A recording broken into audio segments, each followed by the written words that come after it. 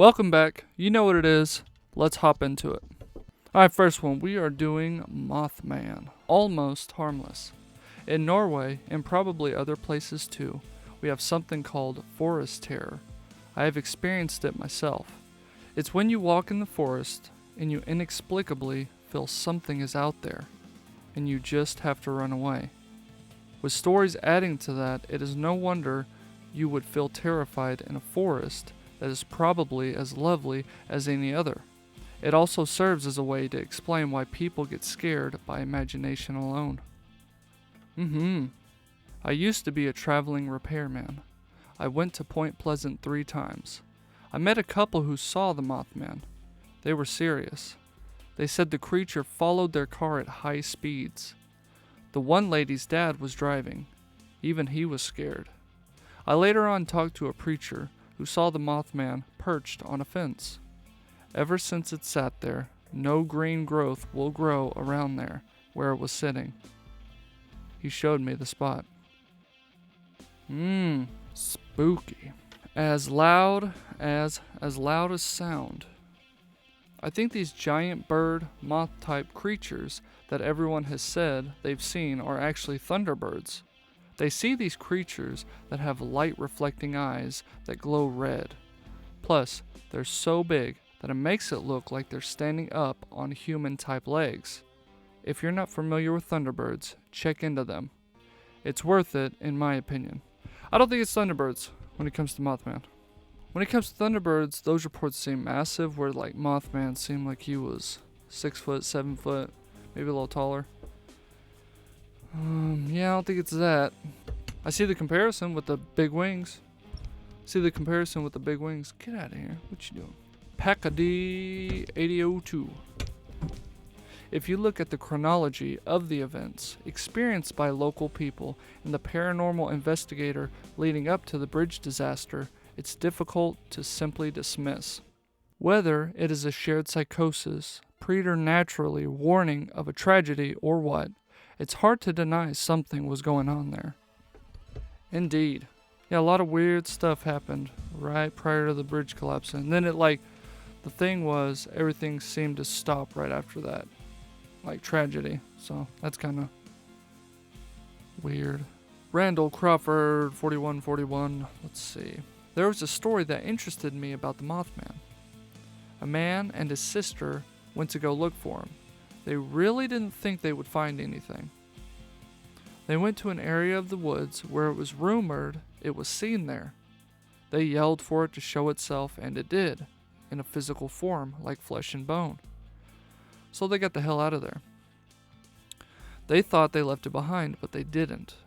It talked to them on a recorder like they do on Ghost Adventures when they asked a question and played it back when they heard it answer them. It kept appearing in their home, traumatizing them. They moved to a different home. It followed, and if their story is true, it is still traumatizing them today, this month. Man-Thing could not only manifest into the physical world, but could also disappear and reappear in different places and come and go as an evil spirit, as what you might think.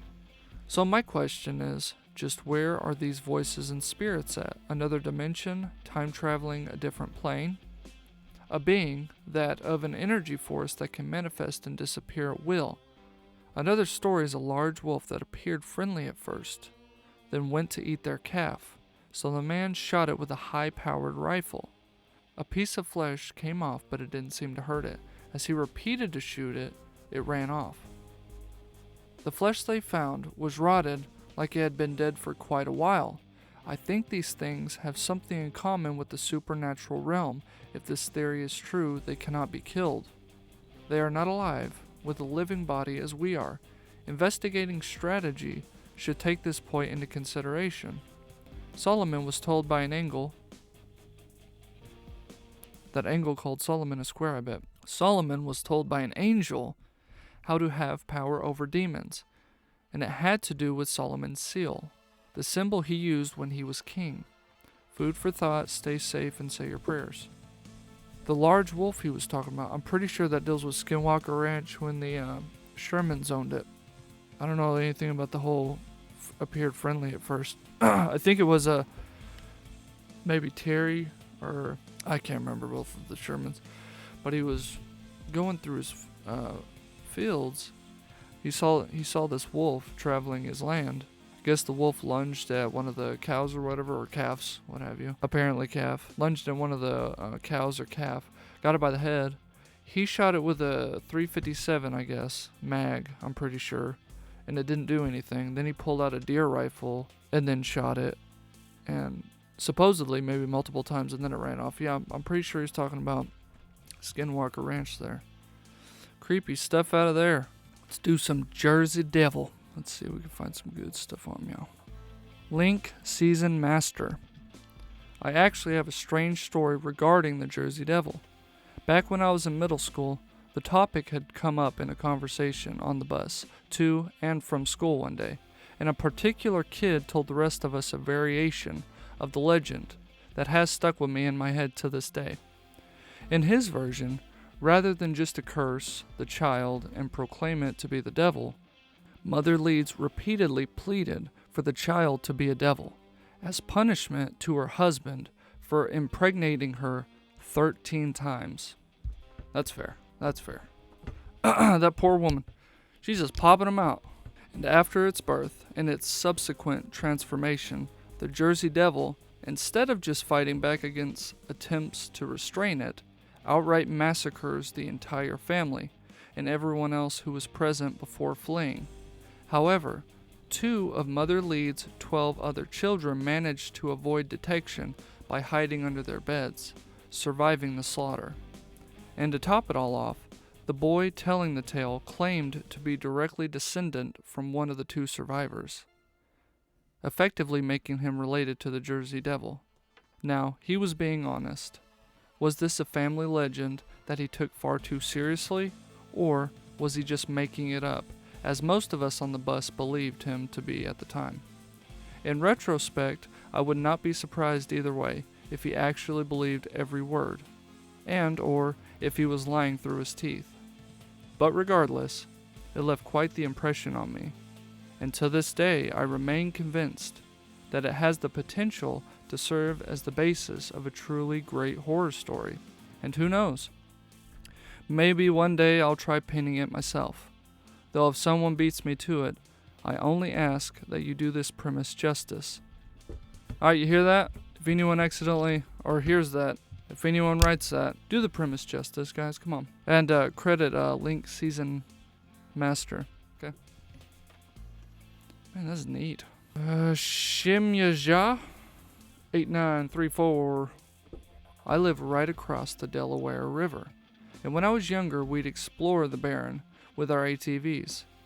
There are some severely creepy areas in those woods, swamp-like places that just seem darker than they should be. At night, you hear very weird cries, and you can easily freak yourself out wondering what they are, especially if you're used to the animal noises like foxes and mountain lion. We'd stay at a friend's house when we went to the Barrens, and one night we were driving to his house through a long stretch of thick woods, and there was a head of what looked like a goat protruding from the foliage. We all saw it, and it pulled itself back into the woods as we drove by, which caused the girls to scream. That was not a fun night. That's creepy. Oh, man. Oh! Livid Taffy, 7411. Let's see. I live in central Jersey. As a kid, my family would drive through the Pine Barrens once a year to spend a week at the beach. One year, I was around 12 years old. I could swear I saw a bright red animal, about the size of a goat, keeping pace with traffic through the trees about 150 yards into the woods. My brother caught a glimpse of it, but neither of us could find any discernible characteristics on account of it being so far away and through the woods. I hadn't heard of the Jersey Devil at the time, but a few years later my mom picked up a book titled Uncle John's Bathroom Reader Plunges into New Jersey, which contained a chapter about the Jersey Devil. A goat chasing vehicles. A red goat. A red glowing goat chasing vehicles. Alright. Harry Kenyon. Kenyon? Canyon?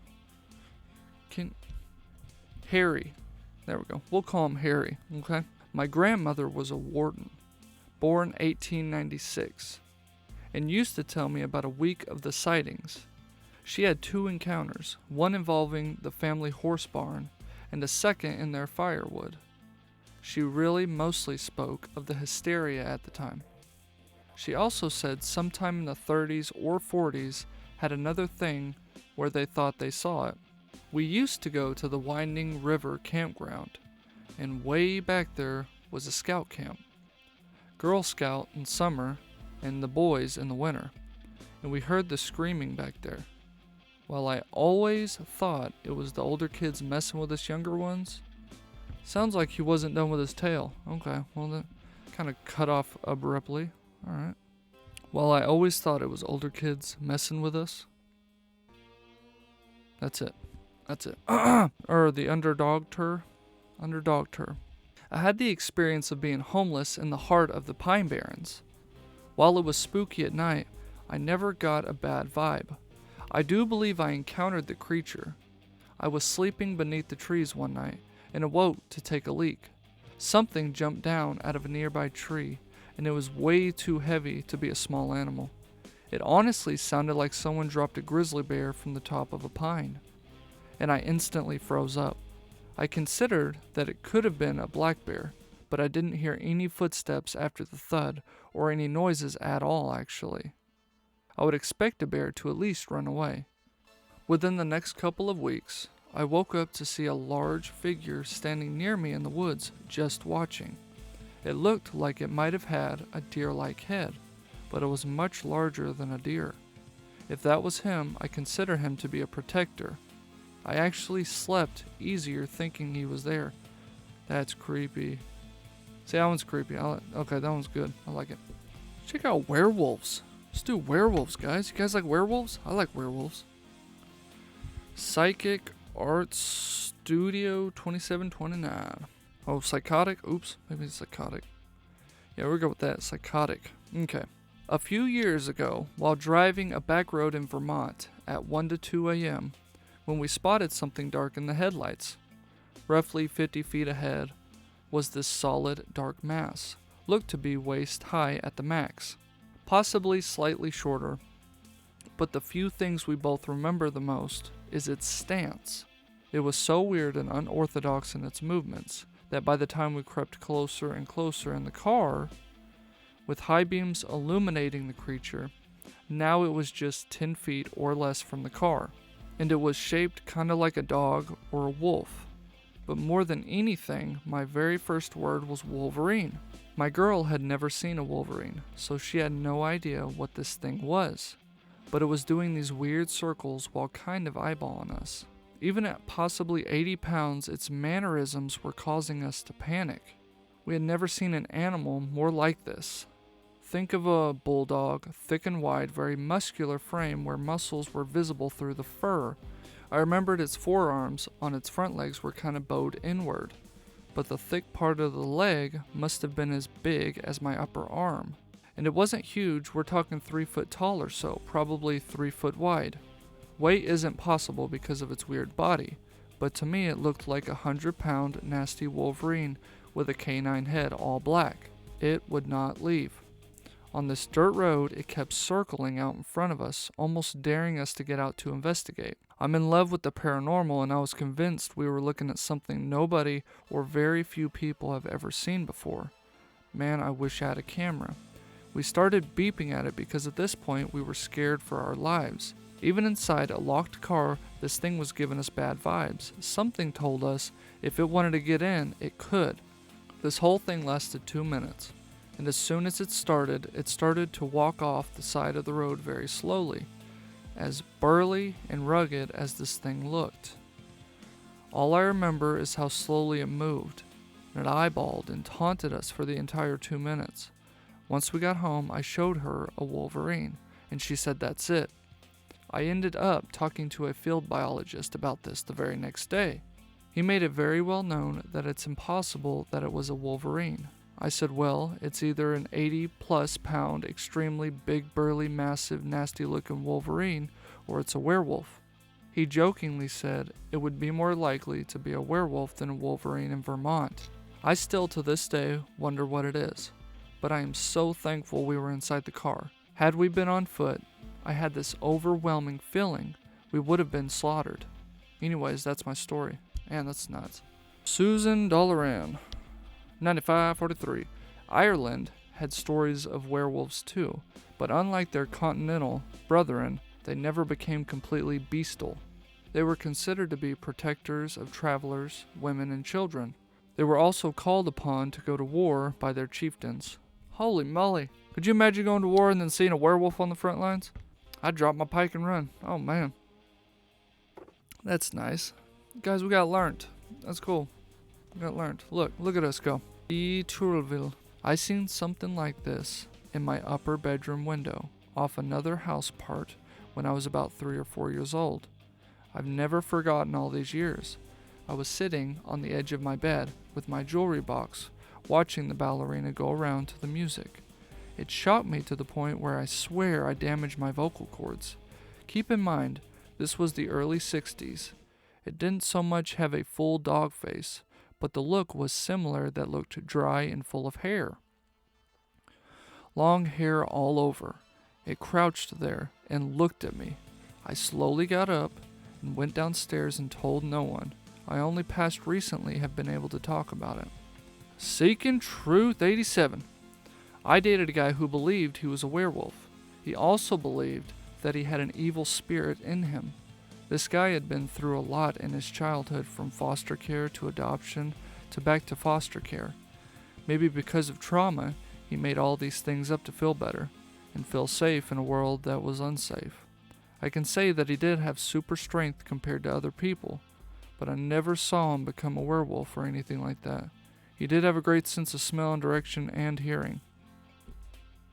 My question is, if you threw a stick, did he did you charge at the stick? Alright, I'm gonna call it. Thank you guys so much for joining me. Some of these were pretty spooky. Till next time, take care.